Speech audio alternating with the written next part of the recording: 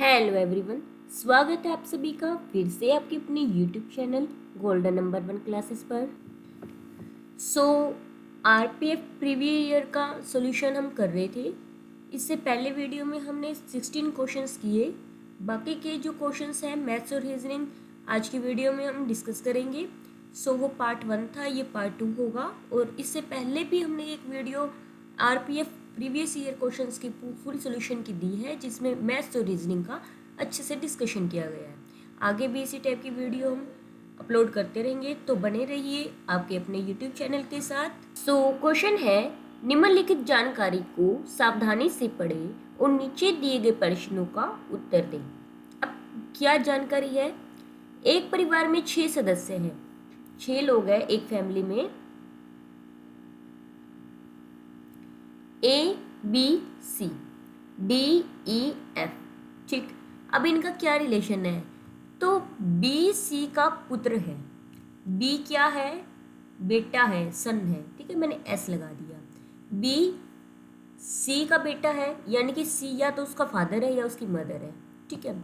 लेकिन C B की माता नहीं है। अगर ये उसकी मदर यानी कि माता नहीं है तो ऑब्वियस है सी इसका फादर है, ठीक है। सी फादर है बी का, लिख लिया। ए और सी एक विवाहित जोड़ा है, यानी कि सी की शादी ए से हुई हुई है, यानी कि ए क्या होगी? मदर होगी बी की, ठीक है। ये दोनों हस्बैंड वाइफ है। ई सी का बड़ा भाई है। अब इसका जो ब्रदर है कौन है? ई। ई क्या है? इसका बड़ा भाई, ठीक है। डी ए की पुत्री है। डी ए की पुत्री है, इसकी बेटी भी है, उसका नाम है डी, यानी कि वो उसकी डॉटर है, ठीक है। यानी कि ये बी और डी क्या हुए? बहन भाई हुए। और एफ ए का छोटा भाई है। और बी डी से कैसे संबंधित है? एफ ए को देखने की नीड नहीं है, बी डी से कैसे संबंधित है, यानी कि बी डी का क्या लगता है? तो ये तो लड़का हुआ, लड़का लड़की का क्या होगा? भाई होगा, यानी कि बहन भाई के रिलेशन में। तो बी इसका क्या रहेगा? करेक्ट आंसर रहेगा। Find the odd one out. इनमें ओड क्या होगा हमें ये फाइंड आउट करना है। तो देखते हैं। देखो ई के बाद क्या आता है? एफ, फिर जी, फिर एच आ गया। एच के बाद आई और जे, फिर के आ गया। के के बाद एल, फिर डायरेक्ट एम आ गया, है ना। नेक्स्ट देखते हैं। ए के बाद बी, फिर सी, फिर डी आ गया। ई एफ, फिर जी आ गया। एच आई, फिर जे आ गया, यानी कि दो दो के बाद नंबर आते जा रहे हैं। एम के बाद एन ओ, फिर पी आ गया। क्यू आर एस आ गया। टी यू, फिर वी आ गया, यानी कि सब में दो दो का रिलेशन आ रहा है। लेकिन ये जो ए था उसके अंदर लास्ट में एक का रिलेशन आया, तो सबसे अलग कौन है? ए ही है, ओके। अब इसका मान ज्ञात करना है। इसका मान यानी कि इसकी वैल्यू फाइंड आउट करनी है। वो कैसे करेंगे? 64 अगर हम 4 को 3 टाइम मल्टीप्लाई करते हैं, 4 4 4, तो ये इक्वल होता है 64 के, ठीक है। तो 4 को 3 टाइम मल्टीप्लाई करने का मतलब है 4 की पावर 3। 4 3 टाइम मल्टीप्लाई हो रहा है पावर 3, यानी कि 64 इसके इक्वल है। हम क्या करेंगे? जहाँ 64 है उसकी जगह क्या लिख देंगे? 4 की पावर 3। अब इसकी पावर कितनी है? -4/3। अब एक चीज और होती है कि अगर पावर के ऊपर पावर आ जाती है तो वो दोनों गुना हो जाती है, मल्टीप्लाई हो जाती है, प्रोडक्ट हो जाती है। यानी कि 4 की पावर कितनी हुई? 3 मल्टीप्लाई बाय -4/3। ये 3 से 3 कैंसिल हुआ, कितना बच गया? 4 की पावर -4। अब पावर माइनस है, इसको प्लस बनाने के लिए क्या करते हैं? उसको ले आते हैं डिवाइड में। 1 बाय में 4 की पावर 4 होगी। 4 की पावर 4 कितनी होती है? 256। तो करेक्ट आंसर क्या रहेगा? डी रहेगा। नेक्स्ट क्वेश्चन है, 600 छात्रों वाले एक स्कूल में लड़कों की औसत आयु 12 वर्ष है, लड़कियों की औसत आयु 11 वर्ष है, स्कूल की औसत आयु 11 वर्ष 9 महीने है। तो स्कूल में लड़कियों की संख्या ज्ञात करो। औसत मतलब एवरेज। जब भी औसत यानी कि एवरेज की बात होती है तो हम ना सम निकालने की कोशिश करते हैं, ठीक है। अब एज है तो टोटल एज का सम निकाल लेंगे। सबसे पहली बात हमने क्या क्या नोटिस करना है? 600 छात्रों का एक स्कूल है, हमें नहीं पता लड़के कितने हैं और लड़कियां कितनी है। उनकी एवरेज एज यानी कि औसत आयु हमें दी है। तो 600 है तो लेट कर लेंगे कि लड़के जो हैं यानी कि जो बॉयज़ है वो x मान लेते हैं, और जो गर्ल्स है उनको वाई मान लेते हैं। यानी कि जब लड़के और लड़कियां मिल जाएंगी तो टोटल 600 बनते हैं, 600 बनते हैं। ठीक है, अब लड़कों की औसत आयु 12 वर्ष है। ठीक, हम क्या करेंगे, सम ऑफ एज निकाल देंगे, यानी कि जो लड़कों की औसत आयु है वो नहीं, लड़कों की टोटल एज कितनी है, टोटल एज। तो sum of age of boys, boys की टोटल एज निकालने के लिए क्या करते हैं, जितने भी बॉयज़ होते हैं, कितने बॉयज़ हैं एक्स, उनकी उसकी एवरेज यानी कि औसत से प्रोडक्ट कर देते हैं। एवरेज दिए हमको 12, तो 12 से प्रोडक्ट कर दी। ठीक है, ये सम आ गया। फिर उसके बाद सम ऑफ एज ऑफ गर्ल्स निकालेंगे। गर्ल्स की कितनी आएगी भाई, वाई माना है तो 11y। ठीक है, क्योंकि 11 ईयर दे रखा है। अब आगे क्या करना है, स्कूल की भी तो दे रखी है, तो स्कूल की निकालने के लिए क्या करेंगे, स्कूल की निकालने के लिए हमें पहले तो ईयर में चेंज करना पड़ेगा, क्योंकि 11 ईयर 9 मंथ दे रखे हैं। 11 ईयर और 9 मंथ, मंथ को जब ईयर में चेंज करेंगे तो 9/12 करेंगे। क्यों, क्योंकि 1 ईयर में 12 क्या होते हैं, मंथ होते हैं। तो 3 3 ज़ा 9, 3 4 ज़ा 12, और इसका हम लेंगे एलसीएम, 44 + 3 47, 47/4। ये हमारे पास क्या आ गया, इसका एलसीएम आ गया। ठीक है, अब हमने क्या करना है, इसको सोल्व, क्योंकि ये तो आया स्कूल का ईयर, पूरे स्कूल का, पूरे स्कूल के टोटल स्टूडेंट कितने हैं 600। तो हम क्या करेंगे, स्कूल की सम ऑफ एज ऑफ स्कूल निकालेंगे। ठीक है ना, सम ऑफ एज ऑफ स्कूल कितना हो जाएगा, ये 600 मल्टीप्लाई बाय जो उनकी एवरेज है, ये टोटल नंबर है, कितने हैं टोटल बच्चे, मल्टीप्लाई बाय उनकी एवरेज। ठीक, इसको हम कर देंगे सोल्व, ये हमारे पास बनता है 150। ओके, तो 150 की हम मल्टीप्लाई कर देंगे 47 से, ये हमारे पास बन गया 7050। तो ये आया सम ऑफ एज ऑफ स्कूल, पूरे स्कूल की जितने भी बच्चे हैं उनकी जो जो एज है उन सबका टोटल सम आया। ठीक है, अब क्योंकि ये बॉयज़ की एज है टोटल, ये गर्ल्स की टोटल एज है, और बॉयज़ और गर्ल्स मिल जाएंगे तो टोटल सम ऑफ स्कूल बन जाएगा, sum of age of school, school की एज का सम बना, ये कितना बन गया 12x प्लस में 11y। ये भी तो स्कूल का एज है, एक ये स्कूल की एज है और एक ये स्कूल की एज है, तो हम दोनों को इक्वल रख सकते हैं। तो ये बन गया 12x प्लस में 11y। ठीक है, अब हमें निकालना क्या है, स्कूल में लड़कियों की संख्या, लड़कियां क्या थी, y थी, y की वैल्यू निकालनी है। इसका मतलब हम x को ख़त्म करेंगे, तो y की वैल्यू हमें निकालने के लिए x की वैल्यू को ख़त्म करना पड़ेगा। तो x इक्वल कितना आ जाएगा, 600 माइनस y आएगा। ठीक है, तो इस वैल्यू को हम पुट कर देंगे यहाँ पर। ठीक है, इस वाली इक्वेशन में, तो यहाँ लिख दिया मैंने 750 इक्वल टू 12x की जगह क्या रखना है 600 माइनस में y प्लस 11y। तो ये कितना हो गया 7050 इक्वल टू 12 6 72, 7200 ये हो गया, माइनस में 12y प्लस 11y। ठीक है, ये यहाँ की हो जाएगा माइनस, ये यहाँ के माइनस हुआ तो 7050 में से 7200 माइनस हुए 150 बचे। ठीक, इक्वल में इसको इसमें माइनस करेंगे, माइनस के y बचेंगे। अच्छा, ये बड़ा होगा या माइनस होएगा, ये माइनस का आ गया, माइनस से माइनस हुआ कैंसिल, तो y कितना आ गया, y आया हमारे पास 150। y किसको माना था, गर्ल्स को, और गर्ल्स की ही संख्या हमको याद करनी थी, तो ऑप्शन डी क्या रहेगा, करेक्ट रहेगा। नेक्स्ट क्वेश्चन है, कौन सी संख्या दिए गए संबंध को बेहतर तरीके से पूरा करेगी। ये देखो 5 प्लस में 3 करते हैं तो 8 आ रहा है, 15 प्लस में 3 करो 18 आएगा, ऑप्शन बी रहेगा करेक्ट।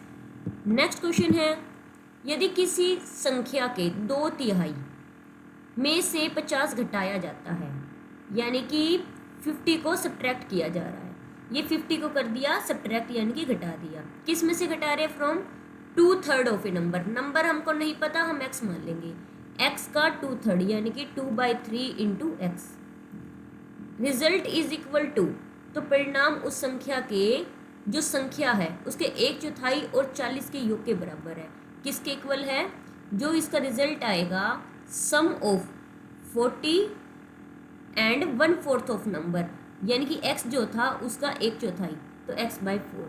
हमें क्या निकालना है, नंबर निकालना है। इसको सोल्व कर दो, नंबर आ जाएगा।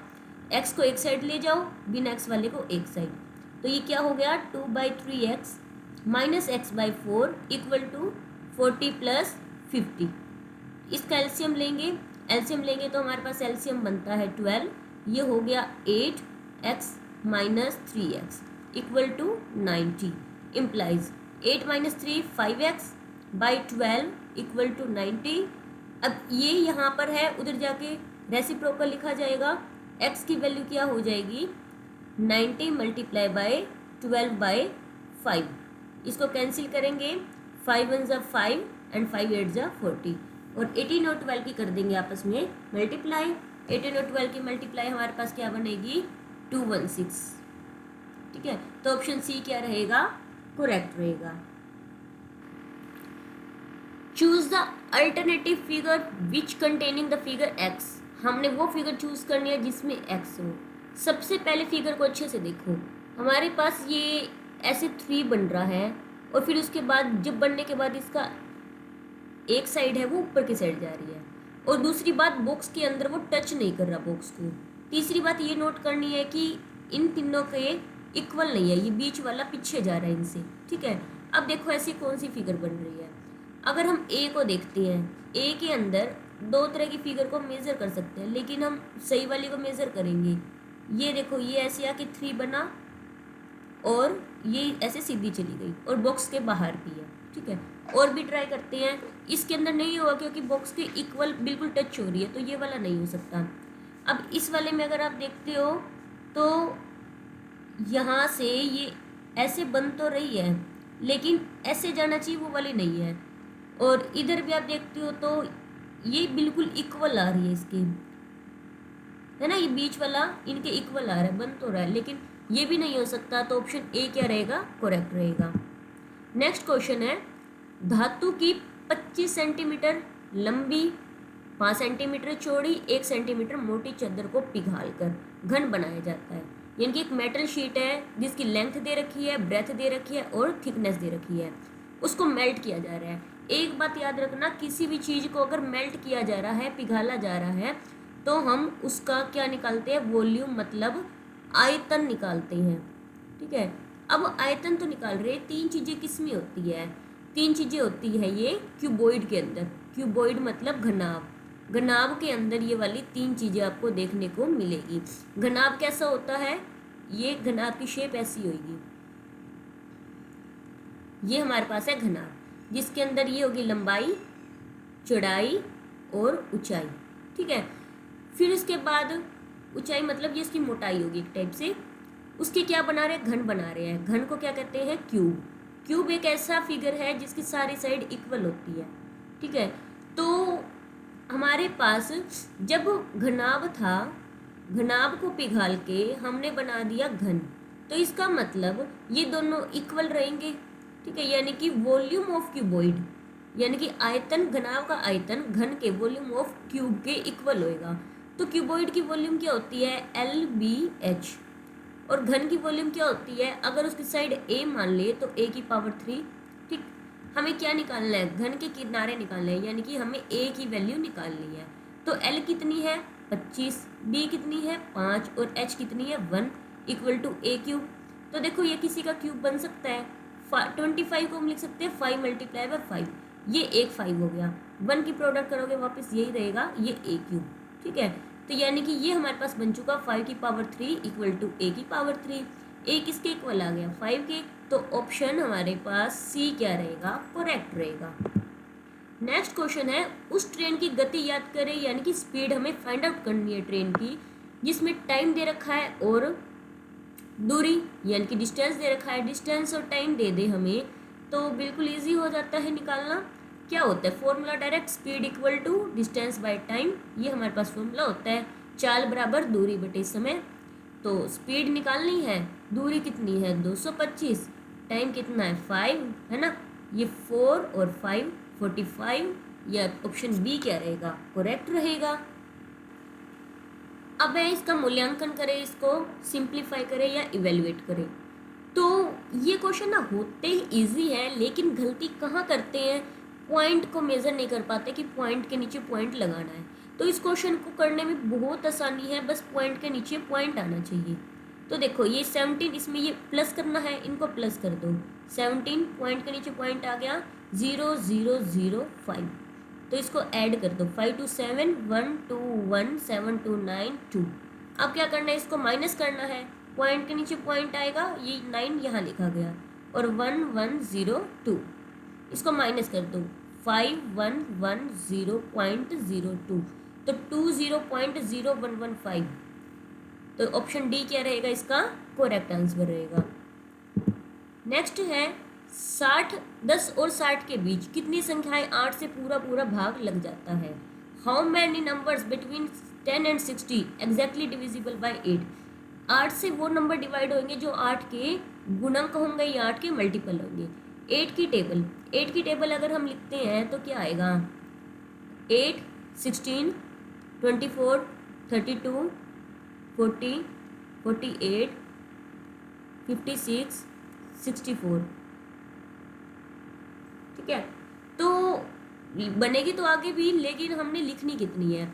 10 से बड़ी देखनी है, 10 से बड़ी तो 16 से स्टार्ट है, 60 से छोटी 56 तक है। ये टोटल कितने नंबर हो गए भाई, 1 2 3 4 5 6, टोटल 6 नंबर है। तो ऑप्शन ए क्या रहेगा, करेक्ट रहेगा। ये नंबर ऐसे हैं जो 8 से पूरे पूरे भाग होते हैं या डिवाइड होते हैं। गणेश कुमार और शिवा ने एक कंप्यूटर किराए पे लिया। अब किराए पे ले रहे हैं तो एक दिन का कोई ना कोई किराया होगा। हम मान लेते हैं कि जो किराया है एक दिन का वो X रुपये है। ठीक है, उन्होंने 5 6 और 7 दिनों के लिए क्रमानुसार प्रयोग किया, यानी कि गणेश ने 5 दिन यूज़ किया, कुमार ने 6 दिन यूज़ किया कंप्यूटर को, और शिवा ने 7 दिन। कुल किराया तीनों का मिला के 24,000 था। तो कुमार द्वारा भुगतान की गई राशि का पता लगाएं। कुमार यानी कि जो 6 वाला था, जिसने 6 दिन यूज़ किया, उसने कितने पैसे दिए वो बताने हैं। तो देखो 5 दिन इसने यूज़ किया तो 5x रुपीज़ लगे, 6 डे यूज़ किया तो 6x लगे। ठीक है, 7 डे यूज़ किया तो 7x लगे, और तीनों के जितने भी पैसे लगे उनका सम कितना है, 24,000 है। इनको कर दो ऐड, 5 और 6 11 और 7 18, तो 18x equal to 2400। x equal क्या आ गया, 2400 बाई 18, तो 12, 2 पे कट करेंगे 1200 बाई में ये 9 आ गया। ठीक है, 3 पे कट करेंगे इसे, 3 4 ज़ा 12 एंड 3 3 ज़ा 9।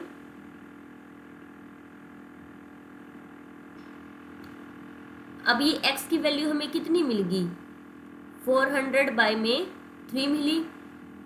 अब कुमार है, कुमार ने 6 दिन यूज़ किया था, तो यानी कि कुमार के जो टोटल पैसे लगे 6x लगे। तो इसको भी किससे मल्टीप्लाई कर देंगे, 6 से, 3 2 ज़ा 6, 400 की 2 से मल्टीप्लाई कितना बन जाएगा, सॉरी या 4000 बनेगा, क्योंकि यहाँ पर 3 0 आएंगी। तो 4000 की प्रोडक्ट 2 से करेंगे 8000। ऑप्शन सी क्या रहेगा, करेक्ट रहेगा। नेक्स्ट क्वेश्चन है 6 संख्याओं का औसत यानी कि 6 नंबर्स की एवरेज। मैंने पहले भी कहा है कि अगर एवरेज की बात करें तो हमें सम निकालना होता है। तो हम क्या निकालेंगे, सम ऑफ 6 नंबर। ठीक है, यानी कि 6 संख्याओं का योग कितना है, 3.95। एवरेज दे रखी है तो सम क्या होएगा, जितने भी नंबर होते हैं उसकी एवरेज से प्रोडक्ट कर दो, यानी कि 3.95 की मल्टीप्लाई कर देंगे 6 से। ठीक है, वो हमारे पास किसके इक्वल आएगा, 23.7 के इक्वल। ओके, फिर आगे है उनमें से 2 संख्याओं का औसत 3.4 है, यानी कि एवरेज ऑफ 2 नंबर 3.4 है। तो 2 नंबर की एवरेज निकालनी है, तो सम ऑफ फर्स्ट 2 नंबर अगर हम निकालें, फर्स्ट 2 नंबर्स की सम निकालें, वो क्या होगा, 3.4, क्योंकि 2 नंबर है तो 2 से मल्टीप्लाई कर दो। ठीक है, तो हम लिख देंगे सम ऑफ 2 नंबर हमारे पास कितना आ गया, सम ऑफ फर्स्ट 2 नंबर कितना हुआ, ये 6.8 हो गया। ठीक, नेक्स्ट क्या कह रही है,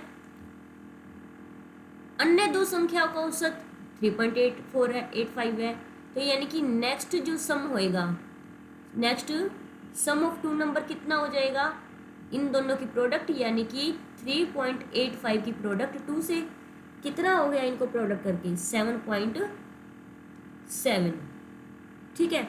पीछे जीरो आएगा, जीरो मैं नहीं लगा रही, 7.70 बनता है, ठीक है। अगर यहाँ जीरो लगा रहे तो यहाँ भी जीरो लगा देना।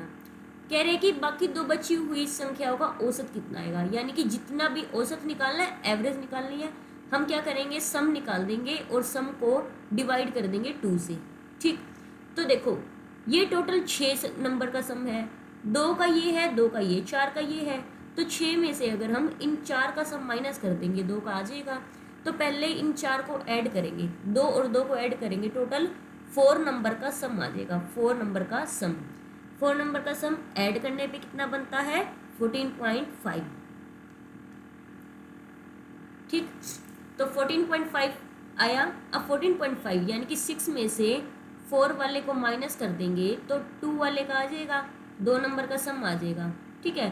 तो यानी कि हमारे पास 23.7 है, इसमें से 14.5 को माइनस कर रहे हैं, कितना बचा हमारे पास 9.2। तो यानी कि सम कितना आया, जो बची हुई दो संख्याएं हैं उनका सम 9.2 आया। इसका एवरेज निकालना है, एवरेज निकालने के लिए 2 से डिवाइड कर देंगे, डिवाइड करके हमारे पास बनता है 4.6, जो कि ऑप्शन बी करेक्ट है। Choose the alternative best example the mirror image. Mirror image की बात कर रहे हैं, क्या करेंगे, मिरर के अंदर जो साइड यहाँ होती है वो वहाँ चली जाती है, जो यहाँ होती है वो वहाँ चली जाती है, ठीक है। वर्टिकल के अंदर दिखा रहे हैं।